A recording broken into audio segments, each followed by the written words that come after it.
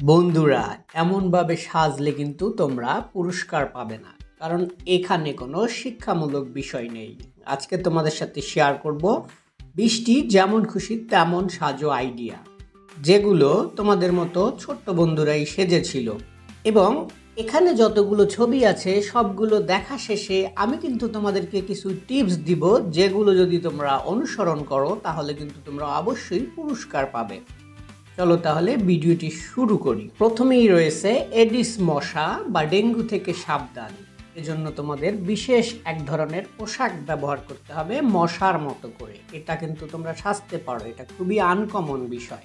এরপরে রয়েছে মুক্তিযোদ্ধা।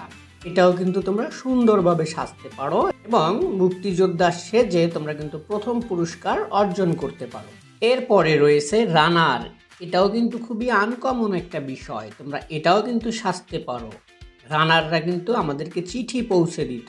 এবং এরপরে রয়েছে আমাদের ঘটক। এটাও কিন্তু খুব সুন্দরভাবে তোমরা সাজতে পারো। ঘটকরা কিন্তু আমাদের বিয়ে শাদির ব্যাপারে হেল্প করে। এরপরে রয়েছে মীর মুগ্ধ। তোমরা জানো 24শে জুলাইয়ে মীর মুগ্ধ পানি লাগবে বলে পানি খাওয়াচ্ছিল এবং সেখানে শহীদ হয়েছিল। তোমরা এটাও খুব সুন্দরভাবে সাজতে পারো। এবং এরপরেই রয়েছে গ্রামের বধূ। আমাদের মেয়েদের জন্য কিন্তু এই সাজটি খুব সুন্দরভাবে সাজা যায়। তোমাদেরকে গ্রামের বধূ সাজতে হবে এবং খুব সুন্দরভাবে।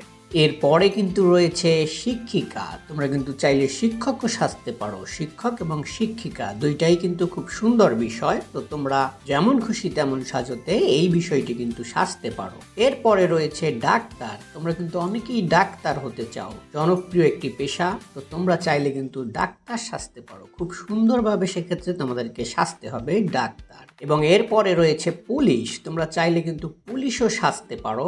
পুলিশ কিন্তু আমাদের অনেক হেল্প করে। সো তোমরা ছেলে হও অথবা মেয়ে হও, উভয়ই কিন্তু পুলিশ সাজতে পারো। এরপরে রয়েছে মেজর।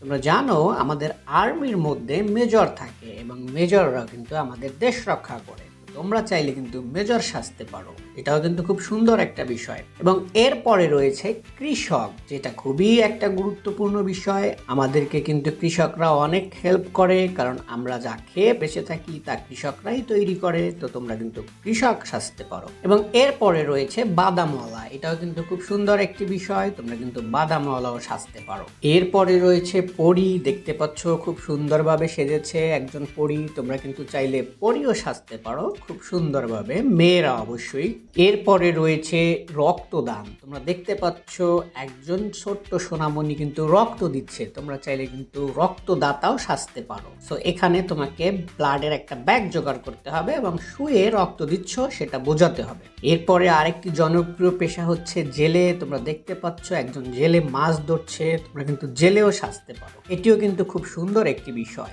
এরপরে রয়েছে বৃদ্ধাশ্রমের একজন বৃদ্ধ। তোমরা কিন্তু বৃদ্ধাশ্রমের বৃদ্ধ অথবা বৃদ্ধা দুইটাই কিন্তু সাজতে পারবে, অর্থাৎ ছেলে এবং মেয়ে যে কেউ এটা সাজতে পারবে, কিন্তু সুন্দর করে সাজতে হবে। এবং এরপরে রয়েছে আবু সাইদ। তোমরা জানো 24শে জুলাইয়ে আবু সাইদ কিন্তু নিহত হয়েছিল। তো তোমরা চাইলে আবু সাইদ সাজতে পারো। এবং এরপরে রয়েছে 1971 সালে সন্তানহারা মা।